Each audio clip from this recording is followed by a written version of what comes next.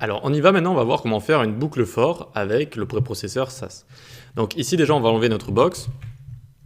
On va venir se créer une liste UL avec dedans des LI. Donc LI avec la classe item, et puis on lui met $, pour avoir l'index à chaque fois à côté des items.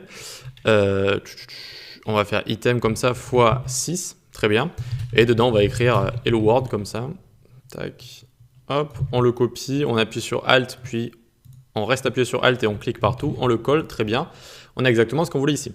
Donc là, le but, ça va être de faire grossir la taille de ces Hello World de manière incrémentale, donc à chaque fois en augmentant de 10 pixels.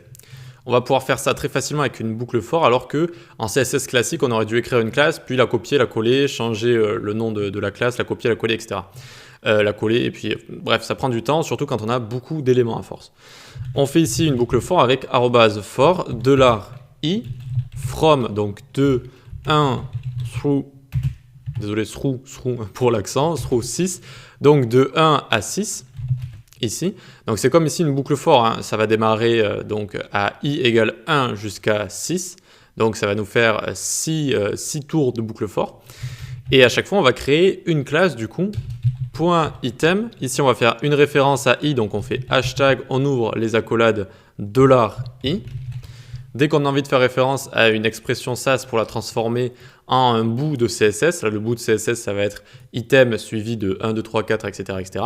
Eh bien, on utilise hashtag, on ouvre les accolades $i. C'est comme quand on avait ici, vous savez, on avait fond ici, et on l'a utilisé où fond? Ah non, c'était pas ici, c'était dans couleur. Couleur ici, qu'on a directement utilisé pour la mettre donc dans une propriété. Donc la propriété, c'est du CSS.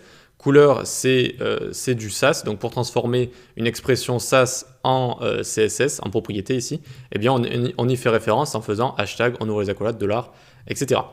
Très bien, maintenant qu'on a nos classes qui vont être créées ici, à chaque fois on a envie de changer le font size de 10 pixels, donc on fait font size, on démarre à 30 pixels on va dire, plus i, donc $i, fois 10. Ok, donc on démarre à 30 pixels, la première ici ça va être 30 pixels, et puis du coup on va faire plus i, donc au début ça fera 1 fois 10, ça fait 10, donc ça fera 40, puis 50, 60, 70, 80, 90, voilà. Et voyons voir ce que ça nous a donné en CSS, ça nous a donné à chaque fois voilà, toutes ces classes qu'on a ici. Et alors ici ça va, je veux dire, il n'y avait pas trop de contenu dans cette classe, mais on peut très vite imaginer des noms de classes déjà assez longs, avec des propriétés, plusieurs propriétés, pas que font size, là je vous ai mis font size pour mettre quelque chose d'assez compréhensible, mais plusieurs propriétés qui changent, etc. Et bien à chaque fois il faut copier normalement, le recoller, hop, on change ici 2 et ensuite on fait ici 50. Enfin voilà ce qu'on aurait dû faire de base sans notre préprocesseur. Vous voyez que ça peut devenir très rapidement très intéressant, surtout encore une fois ici on n'a que 6 items, mais imaginez on en est 60. Eh bien on aurait dû faire ça 60 fois, quoi. Ça aurait été très très long. Alors qu'ici on a très facilement fait ce qu'on voulait faire.